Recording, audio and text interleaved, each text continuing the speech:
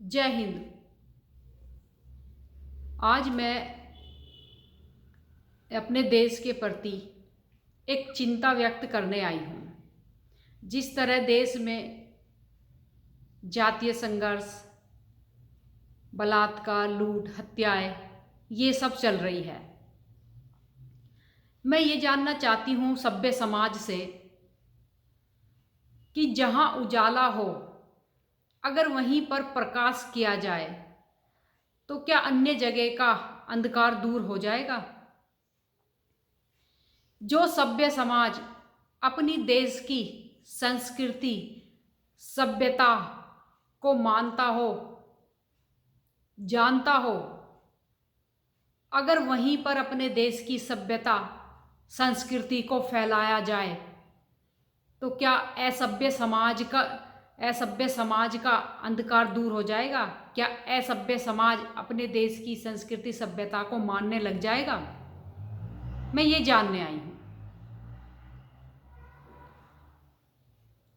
आज एक चिंतन मनन के साथ मैं आपसे बात कर रही हूँ। पहले हमारे देश में एक जाहिल समाज रहता था और अब हमारे देश में दो जाहिल समाज हो गए हैं। पहले एक समाज जाहिल था, एक समाज निर्धन था और एक समाज संपन्न और सभ्य था। लेकिन जो आज की स्थिति में देख रही हूँ, आज की स्थिति में आज की स्थिति में दो समाज जाहिल हो गए हैं और एक समाज सभ्य संपन्न है। और सबसे बड़ा जो चिंता का विषय है वो ये है कि जब एक समाज जाहिल था, उसी समाज ने इस देश की उन्नति, तरक्की को इतना बाधित किया है। अगर दो समाज इस देश में जाहिल होंगे तो वो जो सभ्य समाज है ना, वो तो एक दिन अल्पसंख्यक समाज हो जाएगा। और जो हमारे देश की सभ्यता, संस्कृति है, वो खाली कहानियों में रह जाएगी। और सबसे बड़ा जो विस्फोटक है इस देश में वो है जनसंख्या। आज मैं ये देख रही हूँ, जाहिल युवा पीढ़ी इस देश में अधिक संख्या में है। क्योंकि रात मैं एक वीडियो देख रही थी, एक महिला, लड़की नहीं महिला, जिस पर 4-5 लड़के इस तरह झपट रहे थे जैसे गिद्ध मांस को नोचने को झपटता है। उसे देखकर मेरे अंदर इतना ज़्यादा पीड़ा उत्पन्न हुई कि ये जो बच्चे हैं इस धरती पर इंसान के भेष में दानव है। इंसान के भेष में ये दानव है।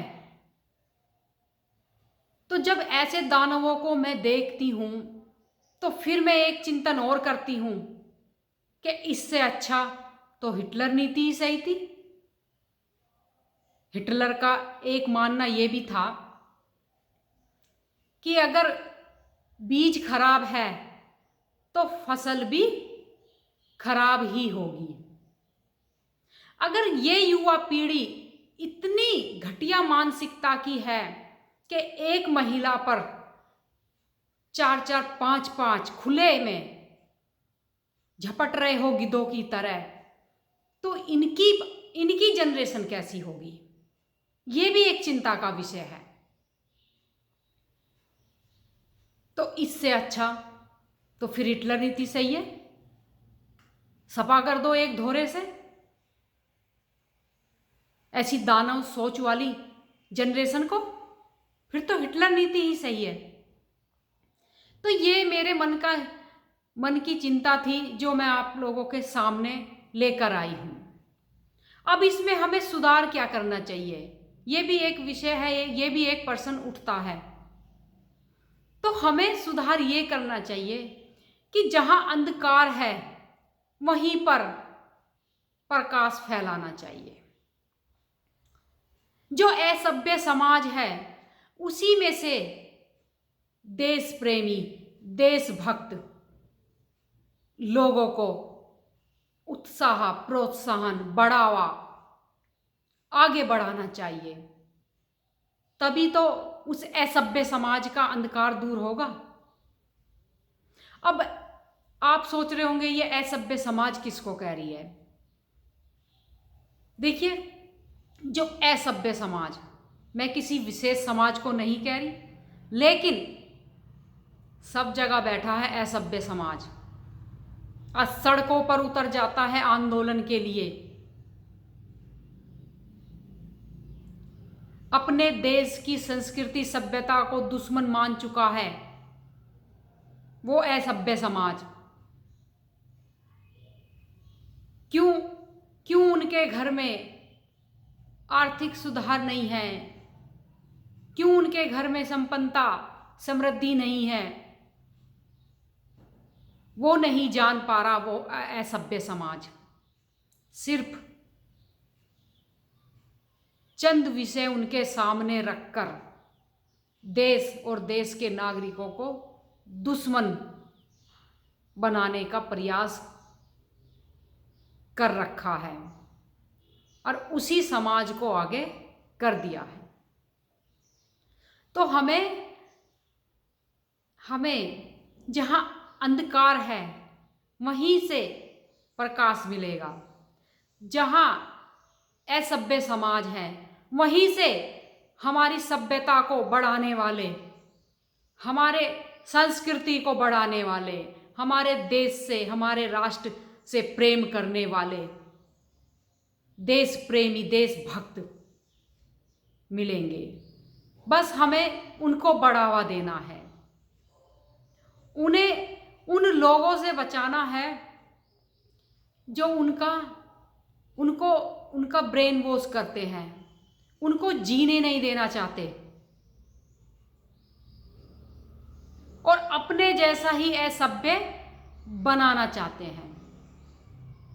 क्योंकि मैं जानती हूं बहुत लोग निकलकर अपनी पहचान छुपाकर इस देश में रहते हैं, वो नहीं बताते अपनी जाति क्या है, क्योंकि उन्हें उन जाहिलों में नहीं जाना। उन्हें सम्मान से जीना है, इज्जत से जीना है, इसलिए अपनी पहचान छुपा कर रहते हैं। तो मैं तो यही चिंतन मनन कर रही थी कि आज देश की स्थिति हो क्या रही है। आज 16, 17, 18 साल के बच्चों में, 19, 20 साल के बच्चों में किस तरह दानवता पनप रही है कि सरेआम महिलाओं को एक निवाले की तरह समझ रहे हैं कि मुंह में डाला और गटक जाओ। ये सोचने का विषय है, ये चिंतन का विषय है कि हमारा देश जा कहां रहा है। ऐसी नहीं थी हमारे देश की सभ्यता, ऐसी नहीं थी हमारे देश की संस्कृति। जिस तरह आज का वातावरण नजर आ रहा है, जिस तरह आज का माहौल बना हुआ है, तो ये चिंतन मनन का विषय है और यही चिंता मैं कर रही थी, इसलिए मैं आप लोगों के सामने आई हूं। हो सके बहुत सारे शब्द मेरे जो मेरे मन की चिंता वो छूट गए हो, तो आप स्वयं इसका चिंतन करना, सोचना कि कैसे इस देश में दोबारे से सभ्यता, संस्कृति बहाल होगी, हर एक तबके में राष्ट्रभक्ति, देशभक्ति जगेगी। ये सोचना होगा, ये चिंतन करना होगा हमें। और इसी के साथ मैं अपनी बात समाप्त करती हूँ। जय हिंद, जय भारत, धन्यवाद।